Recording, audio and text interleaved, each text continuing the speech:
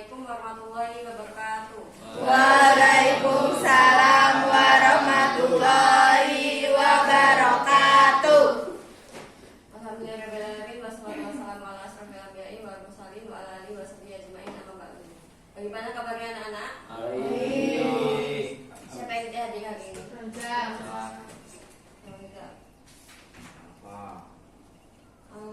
Minggu lalu kita sudah mempelajari mengenai akhlak maslumah yang bagian khodab. Citra, khodab itu apa? Temperamental. Sebutin satu penyebab perilaku khodab.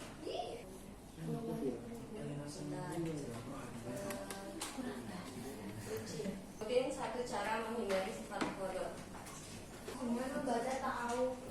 Di sini kita akan mempelajari mengenai sifat kontrol diri. Jadi sebelum memulai melakukan pembelajaran, tujuan atau capaian dari pembelajaran kita hari ini yaitu yang pertama menyajikan paparan mengenai menumbuhkan sikap kontrol diri. Yang kedua meyakini bahwa sikap kontrol diri adalah perintah agama. Dan yang terakhir membiasakan sikap kontrol diri dalam kehidupan sehari-hari. Sifat kontrol diri itu dari dua akar kata atau dari akar kata mujahadah an-nafs. Akar katanya ini kata mujahadah dan an-nafs. Mujahadah itu definisinya bersungguh-sungguh. Sedangkan an-nafs itu jiwa atau nafsu atau diri. Dari definisi kontrol diri dari dua kata ini kesimpulannya yaitu upaya sungguh-sungguh untuk mengendalikan diri dari nafsu yang melanggar hukum-hukum Allah Subhanahu wa taala. Yang selanjutnya itu implementasi dari sikap kontrol diri dalam kehidupan. Memikirkan resiko dan akibat dari setiap perbuatan. Jadi kalau mau melakukan apapun harus mikirin resikonya dulu. Jangan badan duluan gerak, nanti resikonya duluan nanti. Gitu nggak boleh. Hadis itu dari Abu Hurairah radhiyallahu anhu, ia mendengar Rasulullah SAW bersabda, sesungguhnya seorang hamba berbicara dengan suatu kata yang tidak dipikir apakah ia baik atau buruk, sehingga dengan satu kata itu ia terjerumus ke dalam neraka yang dalamnya lebih jauh daripada jarak antara timur.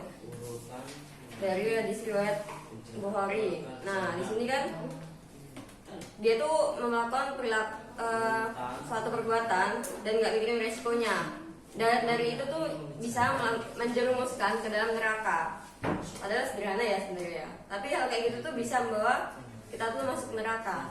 Yang selanjutnya yaitu bersabar dan tidak tergesa-gesa dalam mengambil keputusan. Karena tergesa-gesa itu merupakan salah satu sifat setan.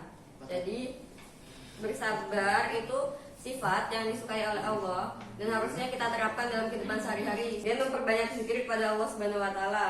Karena zikir itu salah satu amalan yang sangat dianjurkan oleh Allah Subhanahu wa taala. Yang selanjutnya yaitu berdoa memohon perlindungan kepada Allah Subhanahu wa taala. Hafal doanya tuh kayak gini. Yang artinya, ya Allah, ampunilah dosaku, redamkanlah murka hatiku, dan lindungilah diriku dari pengaruh setan.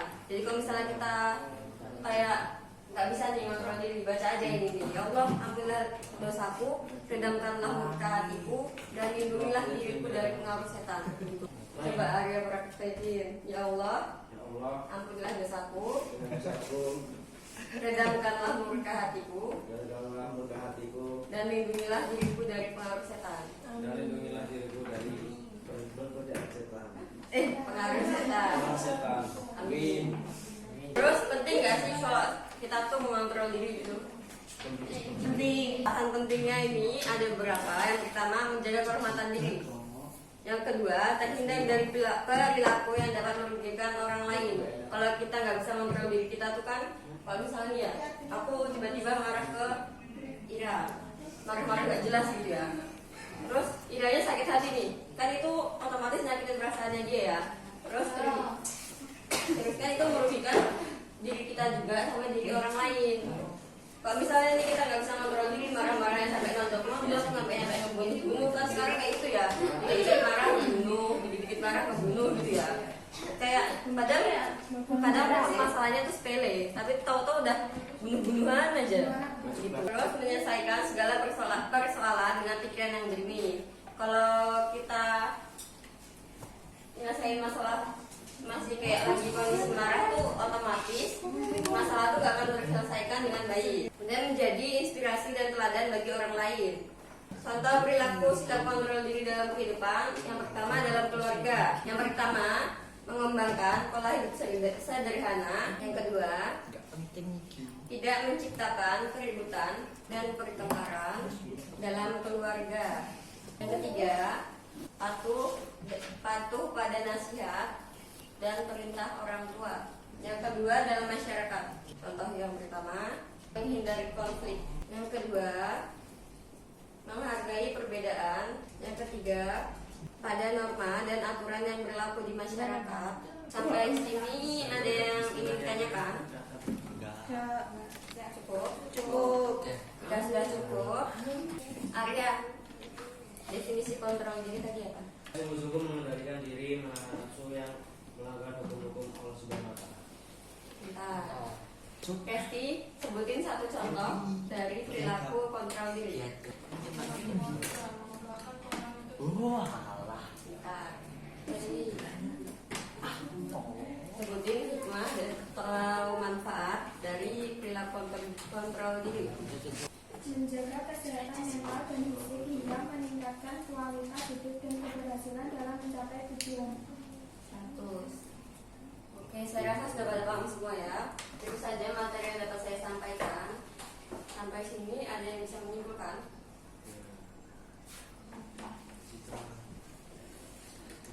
Tidak. Jika tidak ada, kesimpulannya di dalam kehidupan sehari-hari kita harus bisa menerapkan perilaku kontrol diri. Perilaku kontrol diri itu tadi merupakan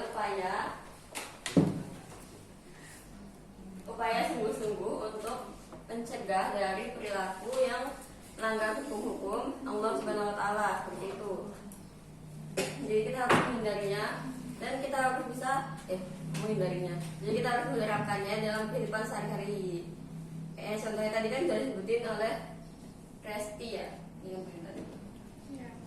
Untuk tugasnya, tuliskan pada satu kertas lembar kosong mengenai contoh sikap dari perilaku kontrol diri yang udah kalian terapin di kehidupan sehari-hari. Kumpul langsung ya nanti. Iya, Bu. Sudah paham tugasnya? Sudah. Oke. Motivasi hari ini, ayo kita mulai terapkan perilaku kontrol diri dalam kehidupan sehari-hari. Silahkan pelajari kembali apa yang sudah kita pelajari hari ini dan mulai belajar dari sekarang karena 2 minggu lagi kita akan UAS. Ya. Kurang lebihnya saya mohon maaf dan kepada Allah saya mohon ampun. Saya akhiri wassalamualaikum warahmatullahi wabarakatuh.